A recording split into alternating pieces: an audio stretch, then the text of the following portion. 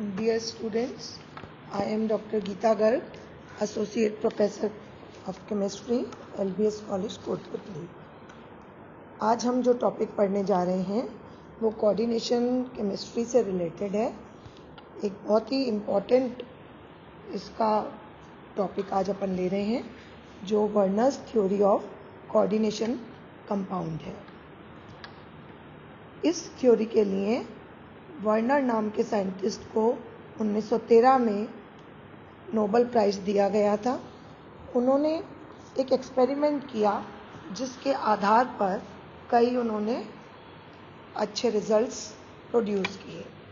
उन्होंने cobalt chloride और ammonia की डिफरेंट रेशो में रिएक्शन कराकर कई कॉम्प्लेक्सेस प्राप्त किए।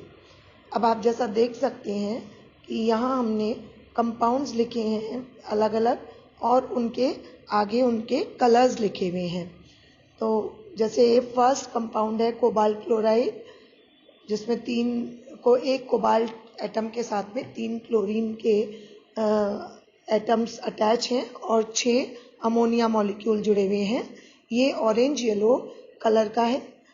सेकेंड कंपाउंड है कोबाल्ट 3 क्लोराइड, जिसमें 5 अमोनिया मॉलिक्यूल के साथ में एक वाटर मॉलिक्यूल भी एडेड है। ये पिंक कलर का है। तीसरा कंपाउंड है COCl3.5NH3 जो कि वॉयलेट कलर का है। COCl3 4NH3 चौथे नंबर का कंपाउंड, ये ग्रीन और वॉयलेट कलर का है। इसके 2 कलर्स क्यों हैं, इसका जवाब हम इस रूप में देते हैं क्योंकि इसके 2 ज्योमेट्रिकल आइसोमर्स बनते हैं, तो ये 2 अलग अलग रंगों में प्राप्त होता है। पांचवा कंपाउंड है कोबाल्ट क्लोराइड, जिसमें 3 अमोनिया मॉलिक्यूल जुड़े हुए हैं। ये ब्लू और ग्रीन कलर का होता है। अब इन ऑब्जर्वेशंस के आधार पर वर्नर ने कॉम्प्लेक्सेस पर एक थ्योरी दी। उसके कई पोस्टुलेट्स हैं, उनको अपन इस तरह से एक्सप्लेन कर सकते हैं। सबसे पहली चीज़ ये है, फर्स्ट पोस्टुलेट ये है कि जो धातुएं होती हैं उनसे बनने वाले बंध या उनकी संयोजकता 2 तरह की होती है। फर्स्ट होती है प्राइमरी वैलेंसी, जो कि आयनाइजेबल होती है, यानी ये आयनित हो सकती है।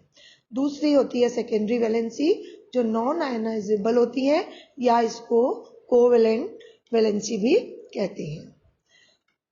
सेकेंड पॉइंट आता है कि प्राइमरी वैलेंसी हमेशा ऋण आयनों के द्वारा ही संतुष्ट होती है, जबकि सेकेंडरी वैलेंसी में be satisfied either by anion और न्यूट्रल मॉलिक्यूल, यानी उसको सेकेंडरी वैलेंसी को या तो हम ऋणायन से संतुष्ट कर सकते हैं या उसको उदासीन मॉलिक्यूल से जोड़कर संतुष्ट किया जा सकता है। तीसरा पॉइंट है, किसी धातु के लिए सेकेंडरी वैलेंसी का मान हमेशा निश्चित होता है, फिक्स होता है। चौथा इसका पोस्टुलेट है, किसी मेटल की प्राइमरी वैलेंसी से सेंट्रल मेटल एटम के ऑक्सीडेशन नंबर की जानकारी मिलती है। पांचवा पॉइंट है, एक एनायन सेंट्रल मेटल एटम की प्राइमरी वैलेंसी और सेकेंडरी वैलेंसी दोनों को सेटिस्फाई कर सकता है। अब देखो, ये जो इन्होंने नियम दिए हैं, इसके आधार पर कोबाल्ट के ये जो कॉम्प्लेक्सेस हमने लिखे हुए हैं, इनकी इस तरह से स्ट्रक्चर्स दी जा सकती है। अब देखो, इन नियमों के आधार पर वर्नर ने कोबाल्ट कॉम्प्लेक्सेस के लिए कई स्ट्रक्चर्स सजेस्ट करी, जो अपन इस तरह से देख सकते हैं। पहला कॉम्प्लेक्स हमारा है कोबाल्ट क्लोराइड, जिसमें 6 अमोनिया मॉलिक्यूल जुड़े हुए हैं। अब इसकी स्ट्रक्चर को समझने के लिए आप जैसा डायग्राम में देख पा रहे हैं, सेंट्रल एटम कोबाल्ट से 6 अमोनिया मॉलिक्यूल्स सॉलिड लाइन से जुड़े हुए हैं, जबकि 3 डॉटेड लाइन से 3 क्लोराइड एटम जुड़े हुए हैं। इसी तरह से जब हम इधर आते हैं सेकेंड कॉम्प्लेक्स पर, जिसके अंदर कोबाल्ट के साथ 3 क्लोराइड के एटम्स तो डॉटेड लाइन से ही जुड़े हुए हैं, लेकिन सॉलिड लाइन से जुड़े हुए अमोनिया के मॉलिक्यूल्स की संख्या अब 5 है, क्योंकि इसके फॉर्मूले में भी 5 अमोनिया मॉलिक्यूल जुड़े हुए हैं, तो इसलिए यहाँ पर 5 अमोनिया मॉलिक्यूल्स जुड़े हुए हैं। इसी तरह से जब हम तीसरे कॉम्प्लेक्स पर आते हैं जिसके अंदर 4 अमोनिया मॉलिक्यूल जुड़े हुए हैं, इसमें पहले दोनों की तरह से डॉटेड लाइन से 3 क्लोराइड परमाणु जुड़े हुए हैं, जबकि 4 अमोनिया मॉलिक्यूल हैं जो सॉलिड लाइन से जुड़े हुए हैं। इसी तरह जब हम चौथे कॉम्प्लेक्स को देखते हैं जिसके अंदर केवल 3 अमोनिया मॉलिक्यूल जुड़े हुए हैं जो कि सॉलिड लाइन से जुड़े हुए हैं और डॉटेड लाइन से 3 क्लोरीन के परमाणु जुड़े हुए हैं।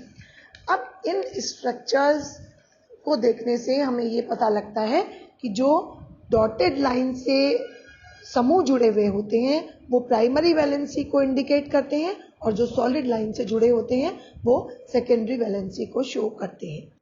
अब ये स्ट्रक्चर वर्नर ने सजेस्ट कर दी इन कॉम्प्लेक्सेस के लिए, लेकिन हमको इनका वेरिफिकेशन करना भी तो ज़रूरी है कि क्या ये दी जाने वाली स्ट्रक्चर्स सही हैं। तो इसको सही प्रूव करने के लिए उन्होंने इसका एक्सपेरिमेंटल वेरिफिकेशन किया जो कि इस पोस्टुलेट्स को कंफर्म करता है।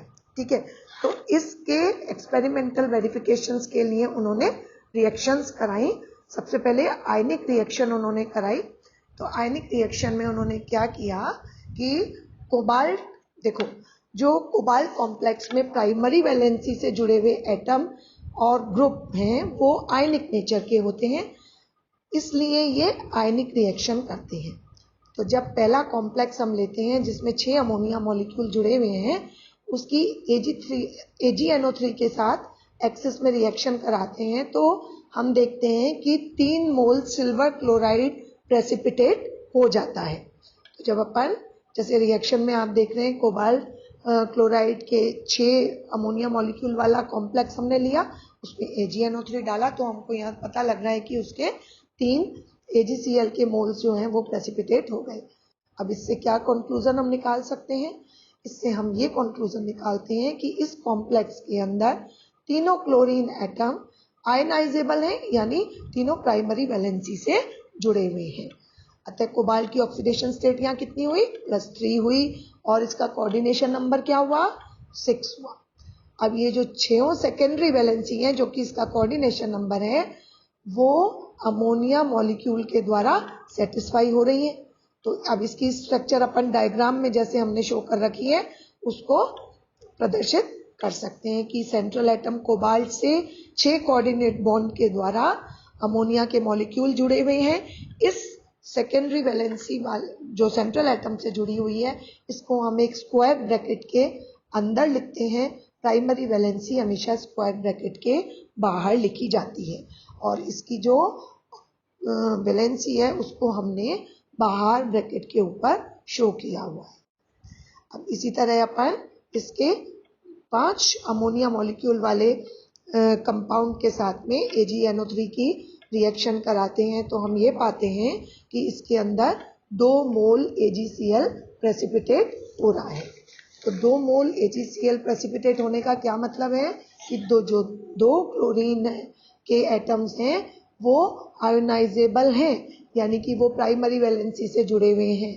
तो इस कंपाउंड का एक क्लोरीन एटम यहाँ पर डुअल नेचर शो कर रहा है, दोहरी प्रकृति दिखा रहा है कि वो एक तो कोबाल्ट की प्राइमरी और सेकेंडरी दोनों वैलेंसी को एक साथ सेटिस्फाई कर रहा है। तो अब इसका स्ट्रक्चर क्या होगा?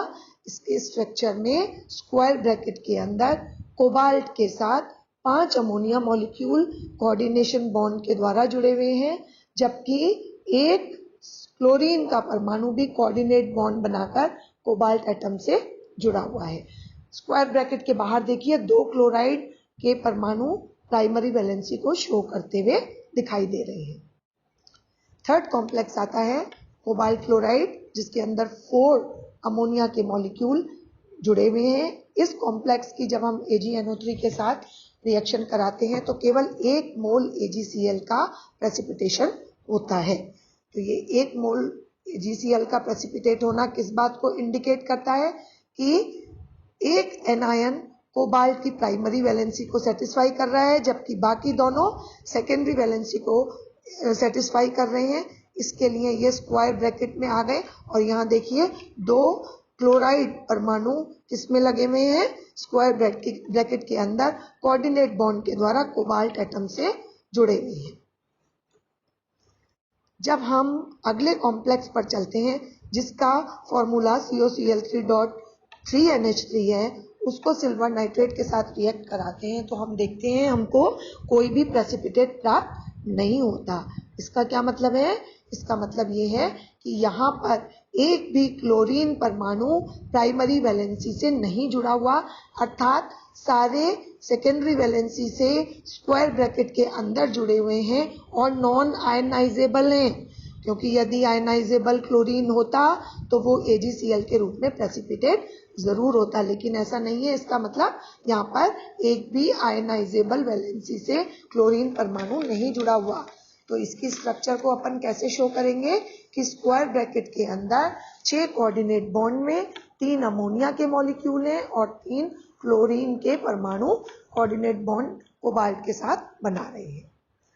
तो अब ये जो हमें स्ट्रक्चर्स दी, इनके यदि फ्रीजिंग पॉइंट देखें, इनके चालकता के मान देखें तो हमें पता चलता है फ्रीजिंग पॉइंट में जो डिप्रेशन आता है, उसमें जो अवनमन आता है या कमी आती है, वो भी वर्नर थ्योरी को सपोर्ट करते हैं। इसके अलावा इस थ्योरी की एक और इम्पॉर्टेंट बात ये है कि कॉम्प्लेक्स और कोऑर्डिनेशन आयन या मॉलिक्यूल की इन्होंने सर्टेन ज्योमेट्री विधि की, किसी कॉम्प्लेक्स की ज्योमेट्री सर्टेन होती है, निश्चित होती है, फिक्स होती है। इनके अनुसार सेंट्रल मेटल एटम या आयन के चारों ओर सभी लिगेंड एक फिक्स ज्योमेट्री में अरेंज होते हैं और इसी कारण कोऑर्डिनेशन कंपाउंड्स में स्टीरियो आइसोमेरिज्म पाई जाती है, त्रिविम समावयता इनमें पाई जाती है। फॉर एग्जांपल देखो, जिनमें कोऑर्डिनेशन नंबर 6 होता है उनकी ज्योमेट्री ऑक्टाहेड्रल होती है, जिनमें कोऑर्डिनेशन नंबर 4 होता है वो टेट्राहेड्रल और स्क्वायर प्लेनर ज्योमेट्री शो करते हैं, जैसा कि आप डायग्राम में देख पा रहे हो। तो ये जो सिद्धांत है ये कोऑर्डिनेशन कंपाउंड्स के लिए बहुत फंडामेंटल कॉन्सेप्ट देने वाला सिद्धांत है और इसी सिद्धांत के आधार पर वर्नर नाम के साइंटिस्ट को कोऑर्डिनेशन केमिस्ट्री का फादर जाना जाता है, उनको जनक के रूप में जाना जाता है। So hope you enjoyed the lecture. Thank you so much.